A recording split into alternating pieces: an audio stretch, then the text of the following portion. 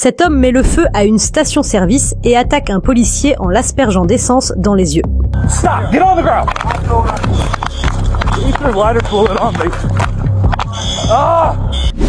Le 25 mars 2020, les gérants d'une station-service appellent la police car un homme très énervé est en train d'y mettre le feu. Quand l'officier de police arrive sur les lieux, il va directement confronter l'homme et chercher un moyen d'éteindre le feu. Hey, stop. Stop. You got a fire extinguisher? Yeah. He's setting fire to stuff. Stop. Stop. Stop. I asked for a knife. I don't care.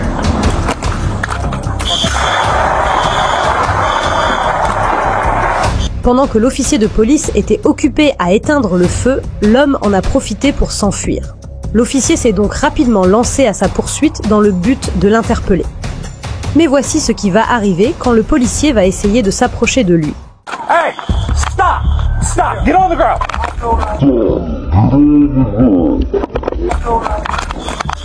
Keep your lighter fluid on me. Ah! L'homme a balancé un liquide inflammable dans les yeux et sur le visage du policier.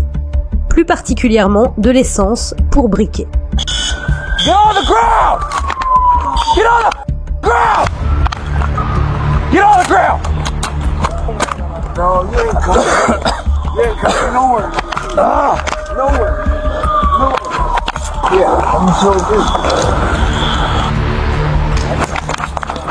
L'homme continuant de s'attaquer au policier en lui balançant des objets et de l'essence, les renforts vont alors être appelés. Get on the ground! Get on the ground. Get on the ground! Hey, don't tase him because you'll spark it up. Ne pouvant pas le taser, car l'homme est couvert d'essence et qu'il risque de prendre feu avec le choc électrique du taser, les agents vont donc utiliser une autre méthode pour l'immobiliser. Down on the ground, sir. Down on the ground. Hey, do not tase him because you'll spark it up. He's lighting up whatever. He's not. Après que l'homme ait aspergé la voiture de police d'essence, l'agent au volant va décider de le percuter à une vitesse de 5 km/h pour l'immobiliser.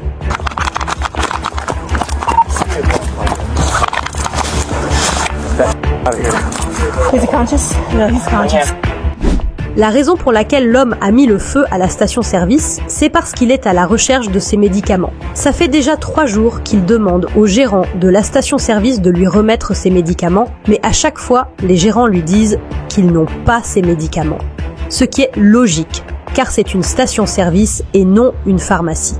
Pensant que les gérants de la station refusaient de lui remettre ses médicaments, l'homme a alors décidé d'y mettre le feu. I asked him for my meds to see. I've been asking for these meds for 3 days, sir. Well, you're not asking the right people. Finalement, l'homme de 58 ans a d'abord été transporté à l'hôpital pour vérifier qu'il n'a aucune fracture après avoir été percuté par la voiture de police. Et plus tard, il sera conduit au poste de police où il sera inculpé pour 4 chefs d'accusation, à savoir incendie criminel, agression d'un agent de force de l'ordre, fuite lors de son arrestation, ainsi que dégradation ou destruction volontaire de biens appartenant à autrui. Il risque jusqu'à 30 ans de prison. Quant au policier qu'il a attaqué avec de l'essence, il a pu rincer ses yeux avec de l'eau et tout va bien pour lui.